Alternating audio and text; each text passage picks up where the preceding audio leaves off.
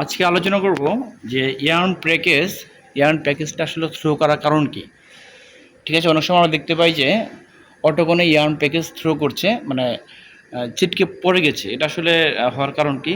এটা কারণ হচ্ছে যে আপনার ধরুন এটা এটা এটা একটা আপনার পেপার কোন, ঠিক আছে, পেপার কোনে আপনার বটম এবং বটম এবং যে আপনার টপ সাইড, এটা কি হয় যে আপনার সফট হয়ে থাকে, অনেক সময় সফট হয়ে থাকে।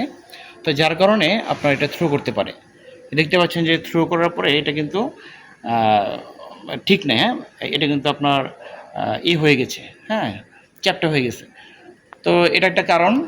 আর হচ্ছে আপনার যদি পেপারকোনের মেজারমেন্ট ঠিক না থাকে, ধরুন এখানে আমরা বটম এবং যে টপ সাইডে ধরুন এটার মেজারমেন্ট হচ্ছে 28 মিলিমিটার, এটা হচ্ছে 68 অর্থাৎ 68 মিলিমিটার। যদি এটা 28 জায়গায় এরকম হলো যে 27 মিলিমিটার হলো, অথবা এখানে 66 মিলিমিটার হলো, সেক্ষেত্রে কিন্তু আপনার এই যে পেপারকোনটা এখানে কিন্তু মেজারমেন্ট ঠিক থাকবে না, ঠিকভাবে বসবে না, যার কারণে এটা যখন চলমান থাকবে তখন কিন্তু আপনার এটা থ্রো করবে। ঠিক আছে, আর হচ্ছে যে আপনার পেপারকোনের যে থিকনেসটা আছে, থিকনেসটাও ঠিক থাকতে হবে। থিকনেস সাধারণত 2 মিলিমিটার হলে ভালো হয়। এর চেয়ে কম হলে কিন্তু এটা আপনার এই যে প্যাকেজ থ্রো করার যে এটা কিন্তু ক্রিয়েট হবে।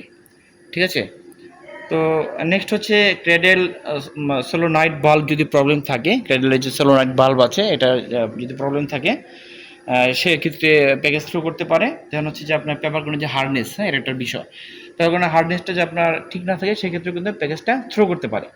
যেমন হচ্ছে যে আপনার এই ধরুন এটা একটা ক্র্যাডেল, এই ক্র্যাডেল যদি অনেক সময় কী হয় যে চলমান অবস্থায় ক্র্যাডেলটা অনেক ভাইব্রেশন করে, কাঁপে, যার কারণে এটা প্যাকেজটা থ্রো করতে পারে।